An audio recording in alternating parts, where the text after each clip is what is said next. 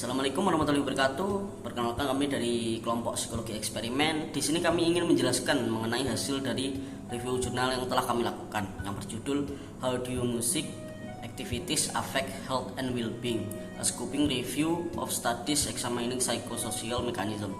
Nah, untuk anggota dari kelompok kami sendiri itu terdiri dari 3 orang. Yang pertama saya sendiri, yaitu Mardika Yudhistira. Yang kedua ada Mbak Dini Widianingrum, dan yang ketiga atau yang terakhir yaitu ada Mbak Febiana Putri. Untuk penjelasan awal akan dijelaskan oleh rekan saya. Terima kasih. Baik, saya akan menjelaskan latar belakang dari penelitian ini. Penelitian tentang musik, kesehatan, dan kesejahteraan telah berkembang pesat dalam dekade terakhir ini yang menghasilkan lusinan studi empiris. Mendengarkan musik yang dipersonalisasi untuk manajemen nyeri pada orang dengan fibromyalgia, bernyanyi dalam kelompok untuk orang dewasa dengan kondisi kesehatan mental kronis, sebuah proyek hip hop untuk promosi kesehatan seksual pada siswa sekolah adat, dan menari untuk Parkinson. Keempatnya merupakan contoh proyek musik dan kesehatan. Namun kegiatan-kegiatan ini jelas melibatkan proses fisik, sosial, dan psikologis yang berbeda untuk mencapai peningkatan kesehatan dan kesejahteraan peserta. Menari untuk penderita Parkinson dapat meningkatkan kesejahteraan peserta melalui efeknya pada gaya berjalan dan gerakan yang terinkronisasi, sedangkan mendengarkan musik untuk manajemen nyeri dapat memberikan efeknya dengan meredam gairah fisiologis atau memberikan pengalihan perhatian. Finn dan Van Cort mengulas penelitian yang melibatkan orang dewasa yang mendengarkan musik dalam pengaturan klinis dan non-klinis, melaporkan bahwa 13 dari 33 biomarker yang diuji seperti kortisol, glukosa darah, dan ukuran sistem kekebalan tubuh dilaporkan berubah sebagai respon terhadap pendengaran musik yang mengindikasikan adanya efek pengurangan stres. Bernyanyi dalam kelompok dalam kondisi stres rendah seperti latihan dikaitkan dengan penurunan kortisol, sementara bernyanyi dalam kondisi stres tinggi seperti pertunjukan dikaitkan dengan peningkatan kadar kortisol. Bermain drum dalam kelompok telah dikaitkan dengan modulasi respon.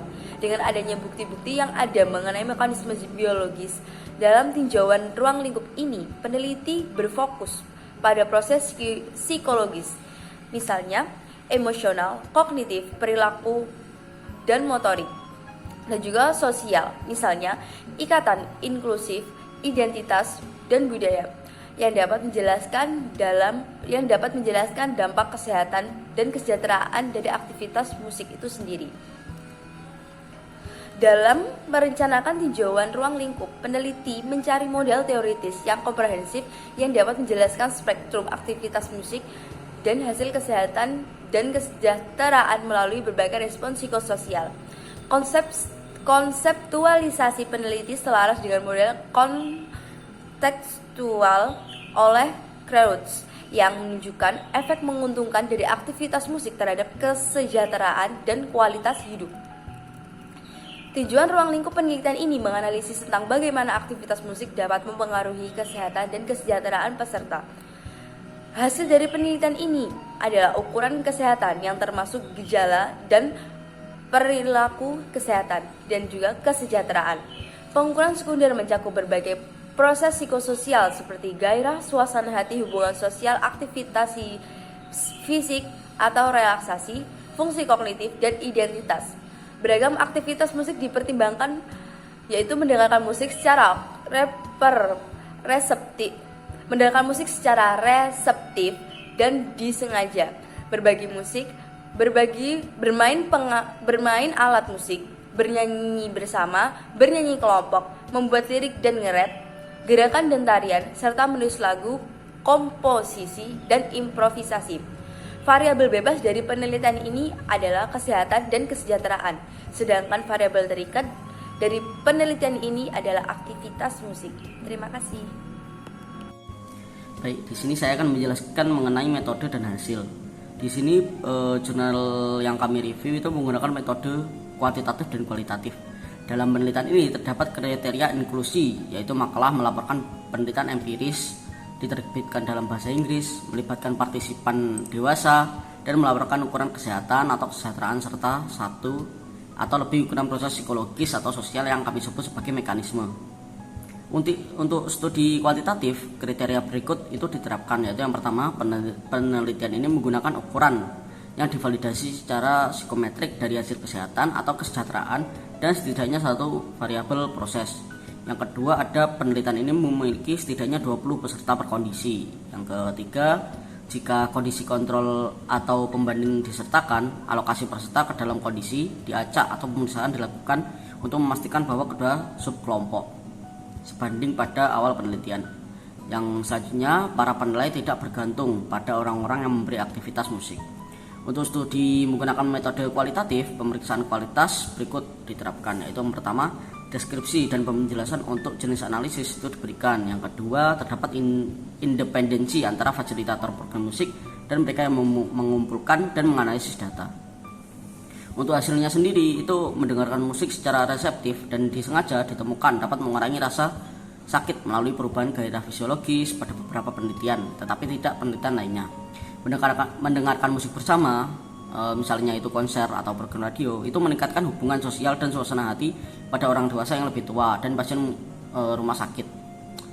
Memainkan alat musik dikaitkan dengan peningkatan kesehatan kognitif dan kesejahteraan pada siswa sekolah, orang dewasa yang lebih tua, dan orang-orang dengan cedera otak ringan melalui efek pada proses motorik, kognitif, dan sosial. Dan bergerak dengan pemrograman musik dikaitkan dengan peningkatan kesehatan dan kesejahteraan pada penderita demensia, wanita dengan depresi pasca melahirkan, dan orang yang tidak banyak bergerak. Perempuan dengan obesitas melalui berbagai proses kognitif, fisik, dan sosial. Lalu rap, penulisan lagu, dan komposisi itu membantu kesejahteraan orang-orang yang terpinggirkan melalui efek pada inklusi dan koneksi sosial dan budaya, harga diri, dan pemberdayaan. Sekian dari saya, selanjutnya akan dijelaskan oleh pemateri yang lain. Terima kasih. Baik, di sini saya akan menjelaskan mengenai pembahasan kesimpulan, kelebihan, dan kelemahan dari penelitian ini. Yang pertama yaitu pembahasan dalam penelitian ini. Kegiatan musik menawarkan sumber daya yang kaya dan kurang dimanfaatkan untuk kesenian dan kesejahteraan bagi peserta dari berbagai usia, latar belakang, dan lingkungan. Tinjauan ini memberikan bukti awal bahwa kegiatan musik tertentu dapat direkomendasikan untuk tujuan psikososial tertentu dan untuk kondisi kesehatan tertentu. Kesimpulan dari penelitian ini adalah, meskipun bidang musik, kesehatan, dan kesejahteraan membutuhkan pengembangan lebih lanjut, ada bukti yang muncul bahwa kegiatan musik tertentu dapat direkomendasikan untuk tujuan psikososial tertentu dan untuk kondisi kesehatan tertentu. Kegiatan musik menawarkan sumber daya yang kaya dan kurang dimanfaatkan untuk kesehatan dan kesejahteraan bagi para peserta dari berbagai usia, latar belakang, dan lingkungan. Kelebihan dan kelemahan dari penelitian ini adalah, yang pertama mengenai kelebihannya. Pada hasil sudah menyorot mekanisme yang diidentifikasi dalam studi berbagi musik dan musik instrumental. Yang kedua, penelitian ini menarik. Dan yang ketiga, bagian metode memberikan penjelasan rinci tentang proses tinjauan ruang lingkup dan temuan utama dari studi yang disertakan menjelaskan efek musik pada berbagai aspek kesehatan dan kesejahteraan. Sedangkan kelemahan dari penelitian ini yaitu review ini mungkin rentan terhadap bias publikasi karena memungkinkan ada studi yang tidak dipublikasikan dengan temuan yang negatif atau tidak signifikan. Bias ini dapat mempengaruhi representasi keseluruhan efek aktivitas musik terhadap kesehatan dan kesejahteraan yang disajikan dalam review. Terima kasih. Baik, mungkin itu saja yang bisa kami sampaikan.